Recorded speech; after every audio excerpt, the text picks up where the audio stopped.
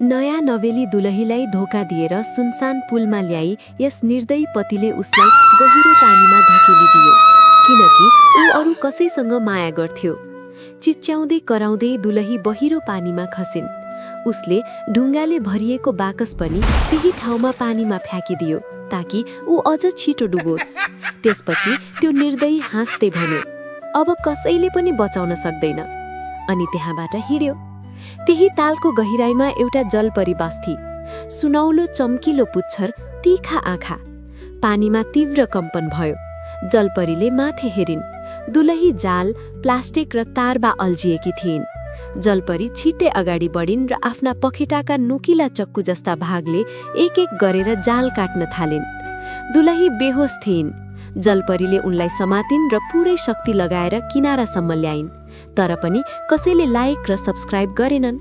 यदि तपाईलाई यो कथा मन पर्यो भने लाइक गर्नुहोस्, कमेन्ट गर्नुहोस् र यस्तै कथाका लागि सब्स्क्राइब गर्न नबिर्सनुहोस्। फेरि भेटौँला अर्को अनौठो कथासँग। तबसम्म स्वस्थ रहनुहोस्, मुस्कुराइरहनुहोस्। यदि तपाईलाई कथा मन पर्यो भने लाइक गर्नुहोस्, फलो गर्नुहोस् र हाम्रो च्यानल सब्स्क्राइब गर्न नबिर्सनुहोस्।